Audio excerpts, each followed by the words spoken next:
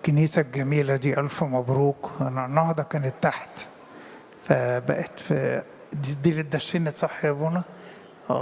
ألف بركة وحاجة يعني تفرح القلب كده. السما يعني احنا في السما فعلا، يعني تعيش وتعمروا يا أبهات وحاجة تفرح. أعمل إيه؟ لا.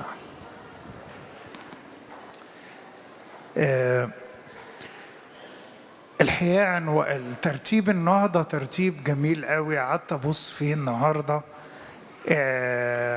اللي هو عنوانه أنا ضد العالم، وبعدين كاتبين أنا إيه قدام إيه. وبعدين يا أبهات فوجئت إن أنا عليا موضوع يوم الخميس اللي جاي في كنيسة ماري مرقس، وبعدين عنوانه إيه؟ إن لا تشكلوا هذا الظهر، يعني تقليد هذا الظهر.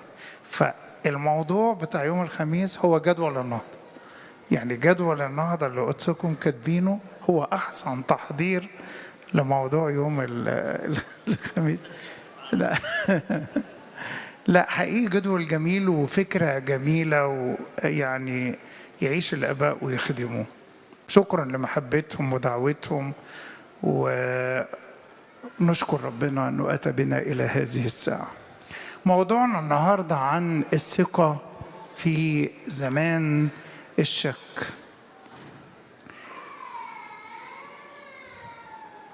أبائنا زمان كانوا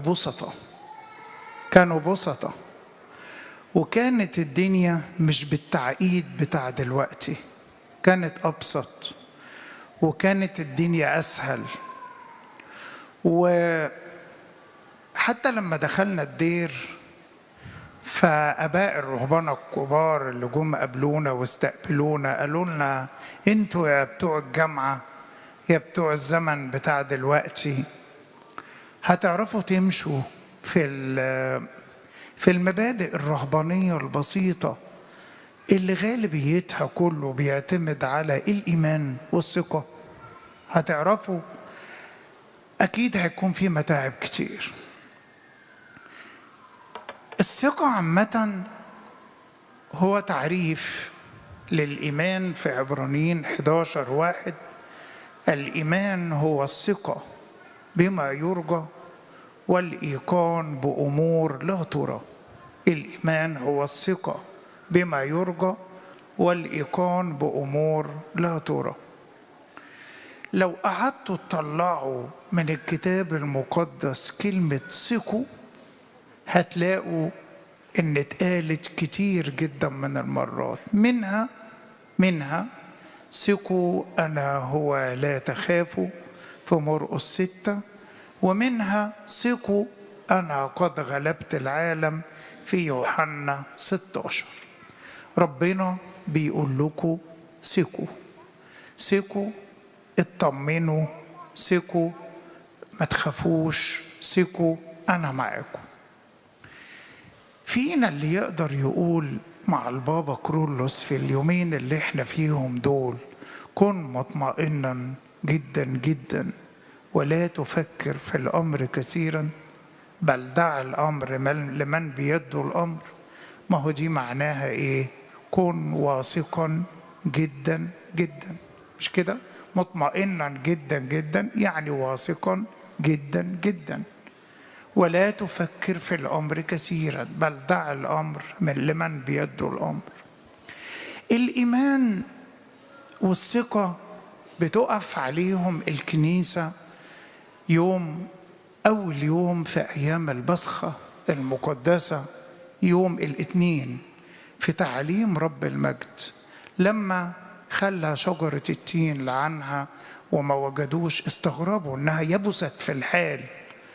فالسيد المسيح قال لهم كل ما تطلبونه في الصلاة مؤمنين تنالونه، كل ما تطلبونه واثقين. المشكلة إن أنت عندك ثقة كم قد إيه، وأنت عندك ثقة قد إيه، وأنا قد إيه. إحنا بنختلف بيننا وبين بعض في مقدار ثقتنا بربنا. ربنا بيحب قوي قوي اللي بيؤمنوا وبيثقوا فيه ثقة كاملة، وبيمتدح ده في عدة مرات كتير في الكتاب المقدس. هقول على سبيل المثال مش على سبيل الحصر. في لوقا 8 في واحدة المسيح كان حواليه زحمة كتير، وواحدة عيانة بقالها 12 سنة عندها نزيف. ولوقا لأنه كان دكتور فكان يعني يتكلم على المرأة المنحنية، يتكلم على اللي عندها نزيف، يتكلم في الناحية الطبية. دي عندها 12 سنة، موضوع صعب جدا. وهي قالت في نفسها ايه؟ لو مسست ولو هد بثوبه برئ، هخف. وسط الزحمة دي كلها السيد المسيح قال ايه؟ قال ايه؟ مش سامع. مين لمس؟ مين لمس؟ كله وقف. مين لمسك ايه يا رب؟ في الزحمة دي كلها مين لمسني؟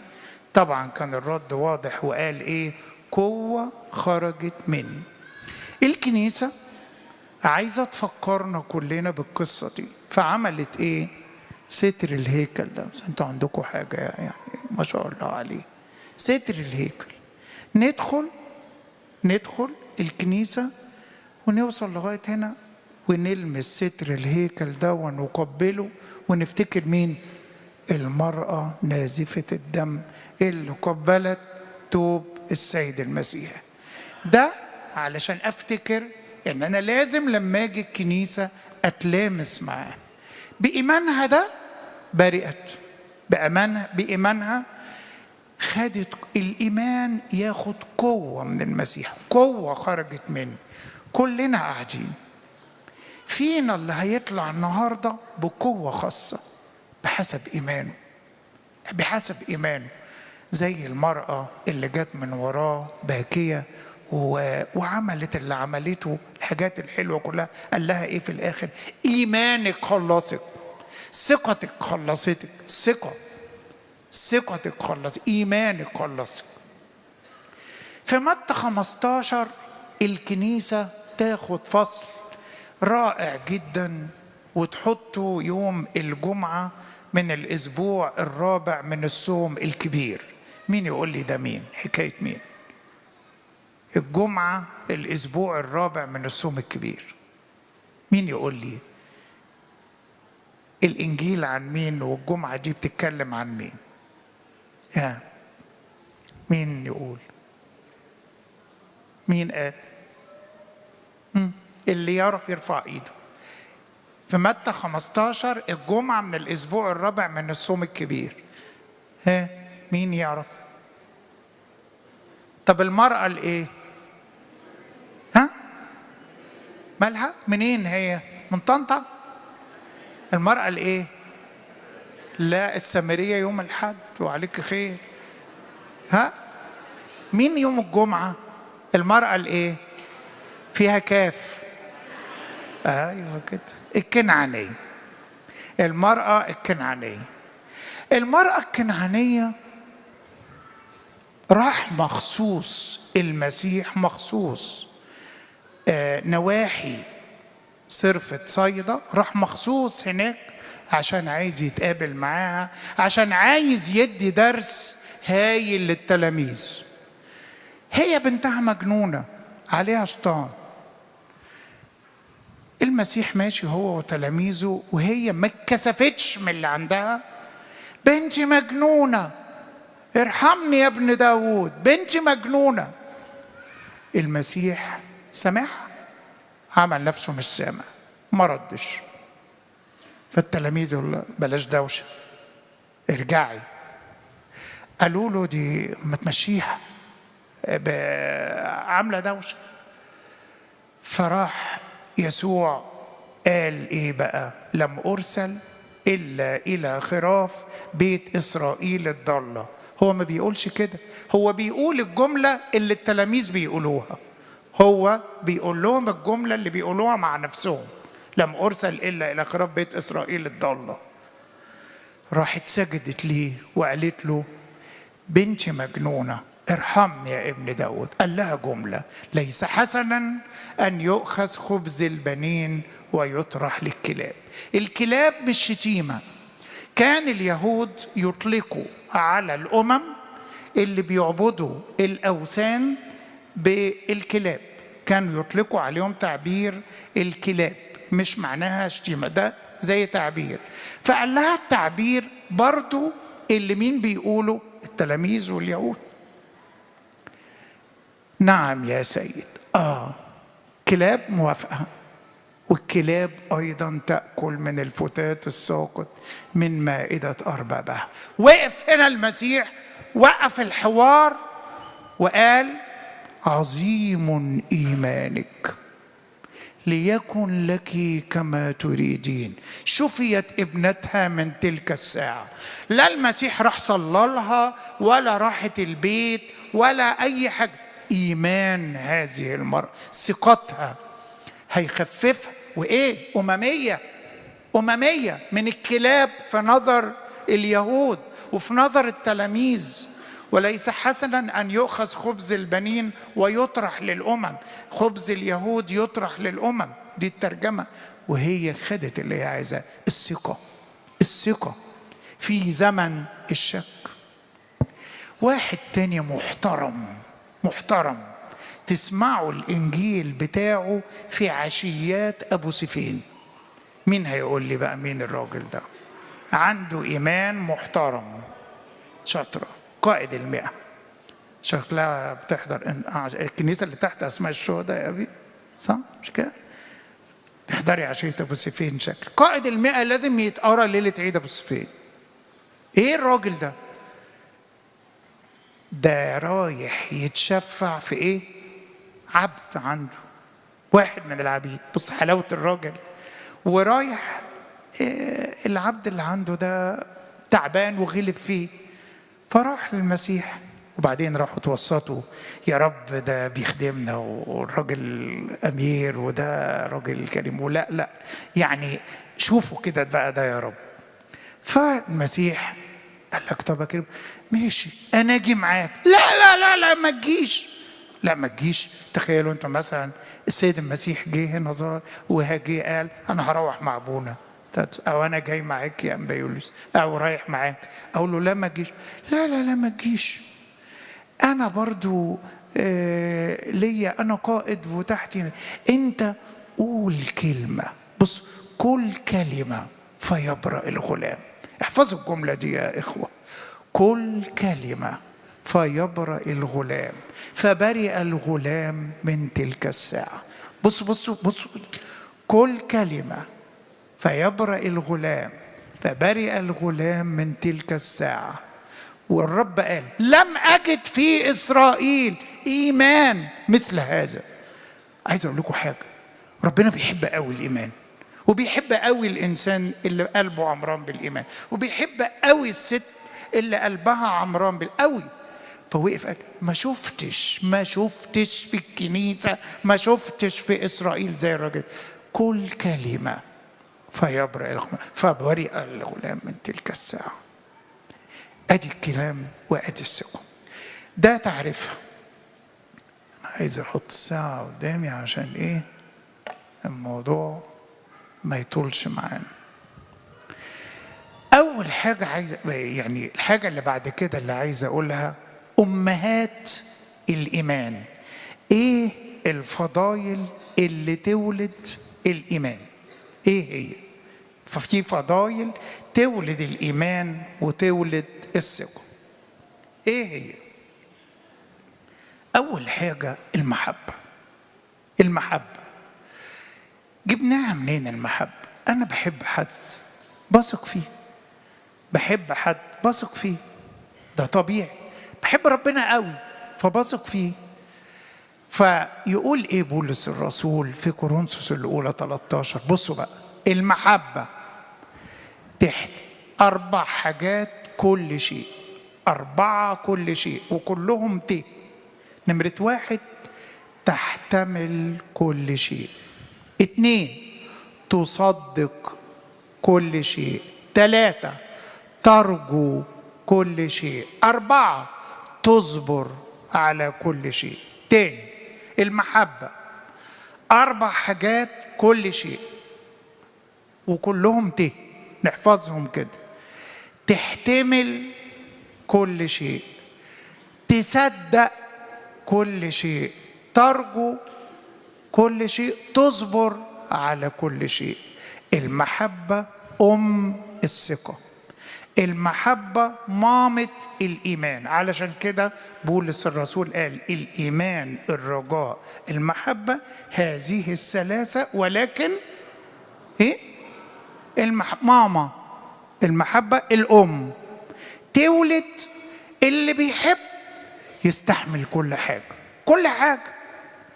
أول ما رحت مصر القديمة جديد كنت بزور البيوت كلها، كنت شاطر، دلوقتي خبت خالص في الحكاية دي، عايز أرجع أزور تاني زي الأول.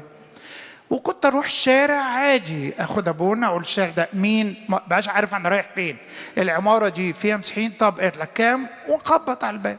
خبطت على باب، بصوا بقى الجمال والمحبة اللي بتحتمل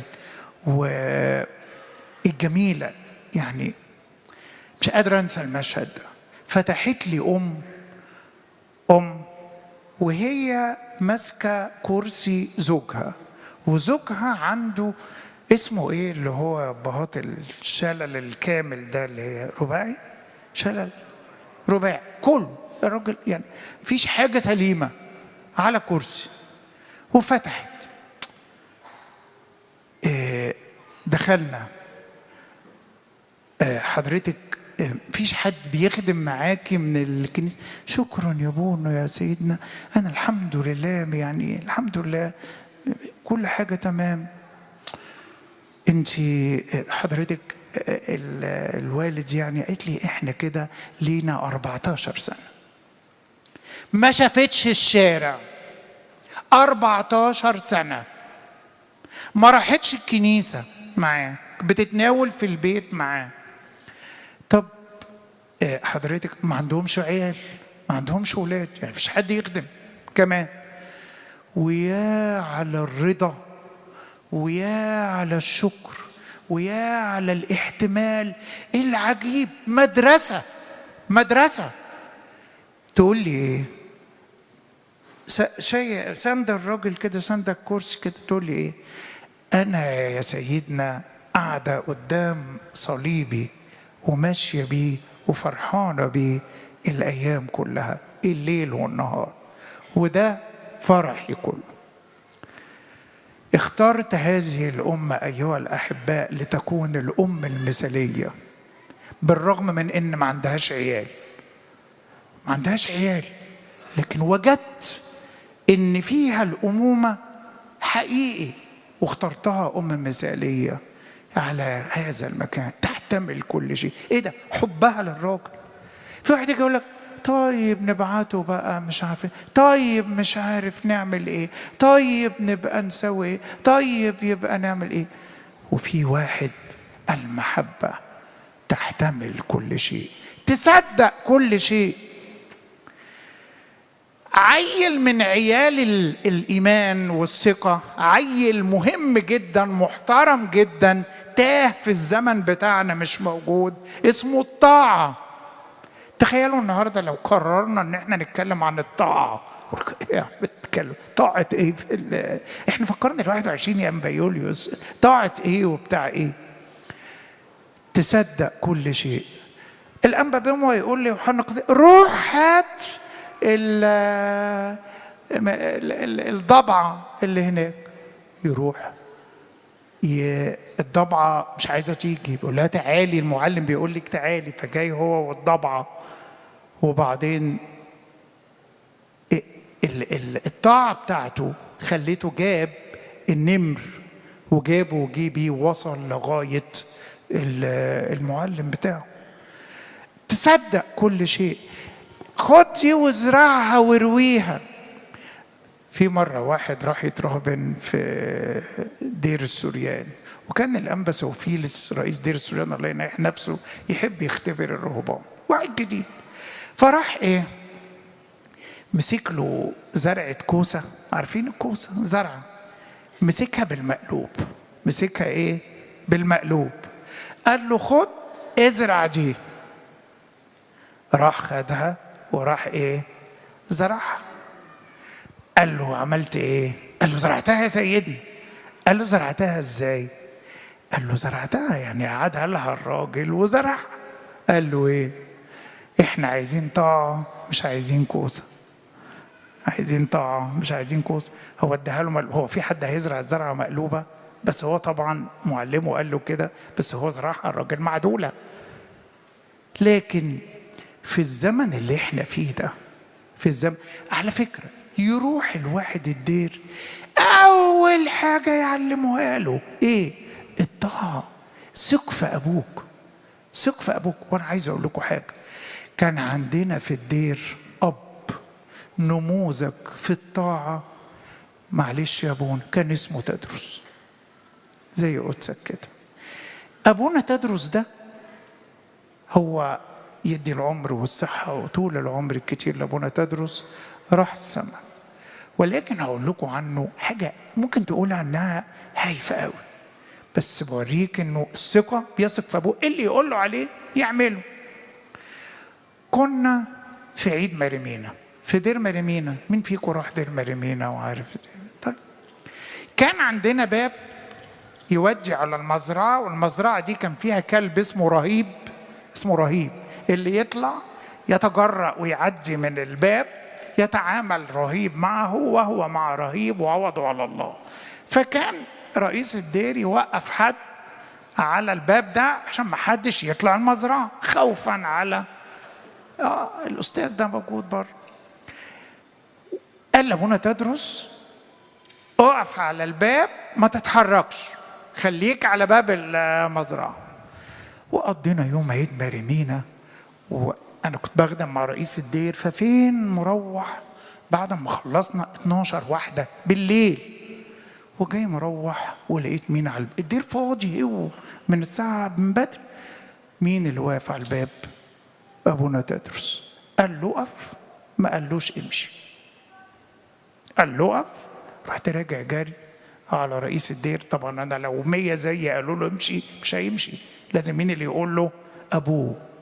انا الحته بتصدق كل شيء على ايد دول تنمو شجره الطاعه بسهوله، وينمو ثمار الايمان بسهوله. بالايمان ابراهيم لما دعي ايه؟ اطاع. احفظوا الجمله بعد اذنكم قولوها معايا. بالايمان ابراهيم لما دعي اطاع. ممكن نقولها مع بعض؟ بالايمان. تكوين 12. اول ما نيجي نترهبن ننام، اول حاجه من سفر التكوين لموسى النبي بركاته علينا امين، قال الرب لابراهام ايه؟ اترك ارضك وعشيرتك وبيت ابيك وهلم الى الارض التي اريك. فخرج ابراهيم وهو لا يعلم الى اين يمضي. رايح فين؟ تصدق كل شيء، ثقه انا ماشي وراه. وخرج وهو لا يعلم الى اين يمضي. طاعه ابراهيم. فاكرين البابا شنودة كان عامل قصيده جميله قوي فيها جزء عن الطاعه، طاعة إبراهيم اللي هي أظن هو ذا الثوب. فيها حتة كده جميلة قوي عن الطاعة، يقول لك طاعة غنى بها العالم كله من عهد لعهد. طاعة إبراهيم ده إيه؟ عنده إيمان مشي وراه وهو لا يعلم إلى يمنى يمضي. تصدق كل شيء، ترجو كل شيء، تصبر على كل شيء. كل دول عيال الإيمان، كل دول أولاد. مستني الإكليل، مستني الإكليل. هوصل هوصل. بصوا عايز أقول لكم حاجة، مفتاح السماء الإيمان، مفتاح السماء، مفتاح البركات السماء، مفتاح النعم كلها السماء. هو ليه عصر المعجزات قال؟ ليه؟ الإيمان أخباره إيه؟ طب ما كان البابا ابراهام عندنا في المعلقة موجود الراجل، وعايزين ننقل المقطم، مش كده؟ سمعان الخراز. وبعدين عشان ربنا يقربها لينا القصة قال لنا ما تثقوش يعني الثقة الكبيرة قوي ده، أنا عايز إيمان إيه؟ حبة الخردل، حبة الخردل عشان تنقل الجبل. واتنقل الجبل في القرن العاشر، وتشهد مصر كلها. كل الناس بيجوا لنا الكنيسة المعلقة، نقول لك العمود ده ما عندكوش عمدان خالص اسمه الصليب، ودي حاجة جميلة على فكرة.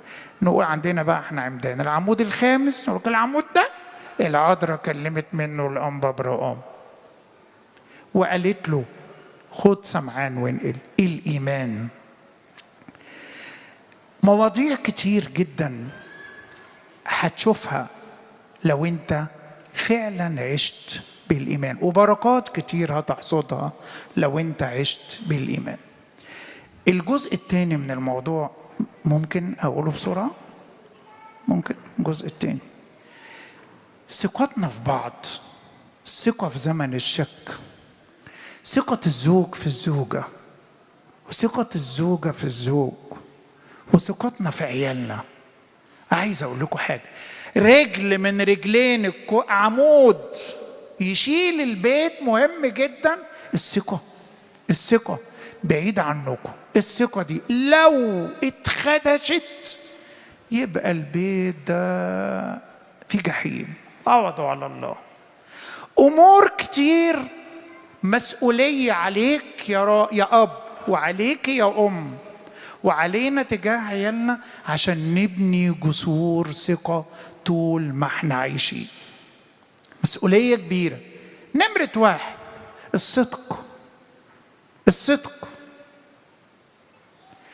ده جزء تاني خالص من الموضوع، اللي هو ثقتنا احنا مع بعض في زمن الشك، في زمن كل واحد. ده انا عايز اقول لكم حاجه. مره ليا صديق اتسجن ظلم، وكانت مراته رقيقه كده وغلبانه وفي حالها كده كويس، هتروح له السجن. فبقوا يقولوا له انت مراتك هتروح السجن ازاي وسط وكان زمان بقى غير الموضوع دلوقتي، يركبوا اتوبيس ويعملوا ايه ومع اهالي المساجين، ومراتك دي ازاي دي انت هتسمح لها تروح كده؟ عارفين كان يقول ايه؟ يقول مراتي ذهب لو اتحطت في النار تلمع. شوف الجملة، مراتي ايه؟ ذهب لو اتحطت في النار تلمع. الصدق. نكتب مرة ناسي انت قلت ايه، مش فاكرة لما حصل كده ورحتي قلتي ايه، مش فاكرة، وبعدين ايه هي مرة، ونفضل ماسكين عليها سنين. الصدق يبني جسور الثقة. فلان جه جه، فلانة اتكلمت طب وانتي جبتي الحاجة الفلانية دي كده جبت. مش بقى اخبي عليه، اصل هو لو عرف ان انا صرفت على اهلي هيزعل، اصل لو عرف ان انا طلعت ولا عملت الوجهه دي هيزعل. لا، اخبي ليه؟ اول عمود لبناء الثقه الصراحه والشفافيه والوضوح. الصراحه والشفافيه والوضوح. وعلموا ولادكم كده. في واحد لو ابنه جه قال له حاجه يروح هبده قلم. طب هو لو بعد كده عمل اي حاجه عمره ما هيقول، او يعاقبه عقاب شديد ما هو عمره ما هيقول. من ضمن الحاجات اللي تقلل الثقه. يبقى نمرة 1 الصدق والشفافية والوضوح. نمرة 2 الأمانة. بصوا يا إخوة، الأمانة في الخفاء، في الخفي قبل الظاهر. أمانة في المشاعر، أمانة في سر البيت، أمانة في ظروف البيت. أنا أمينة لجوزي وجوزي أمين ليا. الأمانة تبني جسور الثقة. مشاعري دي مفيش كلمة تجيبها ولا توديها، ما بسمعش كلمة من هنا ولا هنا تحرك لي ساكن. واحدة سر بيتها أمينة لسر بيتها. يا حبيبتي ما يلزمكيش كذا كذا كذا، لا الحمد لله أنا جوزي مكفينا وإحنا الدنيا عندنا الدنيا تمام إحنا مش محتاجين أي حاجة عشان كذا. أمينة لظروفه ولسره ولفلوسه ولإمكانياته. في حد عايز باستمرار ضغط ضغط ضغط، واحدة تفضل تضغط على شريك حياتها أو هو يفضل يضغط، عايزين طلبات. خليك أمينة معاه، خليك أمينة ليه، خليك أمينة معاه وخليك أمينة ليه. الأمانة تحفظ الثقة. النقطة اللي بعدها، انسى الأخطاء، انسى الأخطاء واغفر. تبني ثقة بيننا وبين بعض. في واحد انت غلطت، يبقى انت الصفة دي تنعتك طول عمرك. انسوا الأخطاء لبعض وعاتبوا بعض، تبنوا جسور ثقة حتى مع عيالكم.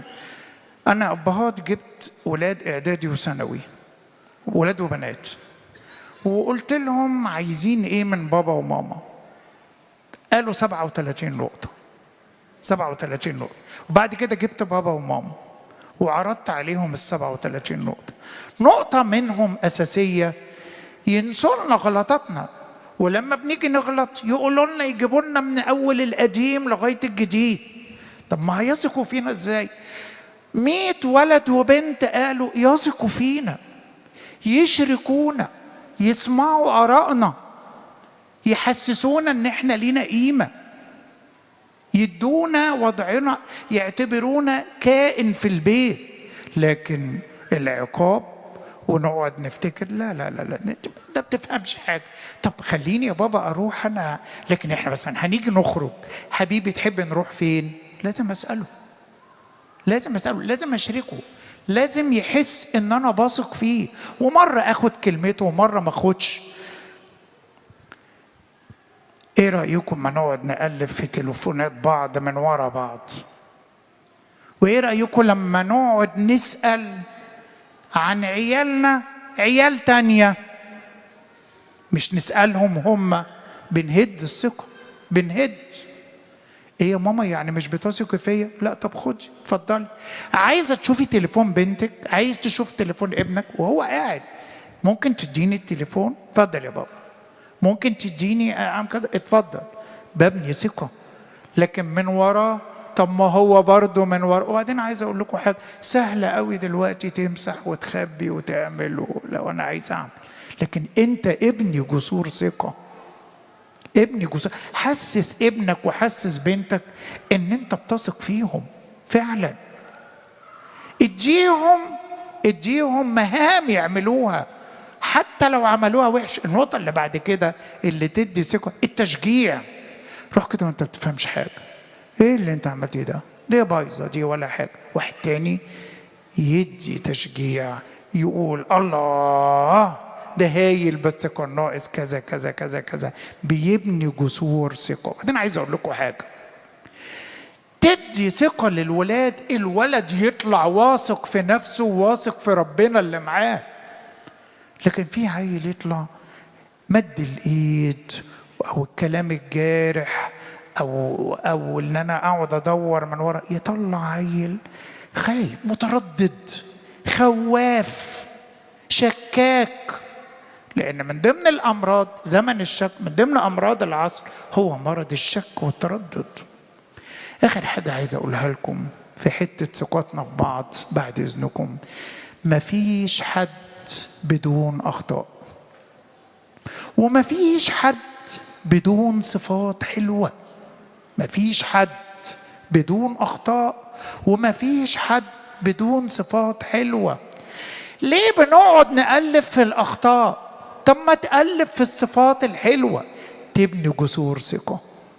وكل ما انت عمال تقعد تقلب في الاخطاء، طب انت عارف ان عنده الضعف ده، انت عارف ان عندها الضعف ده، بلاش.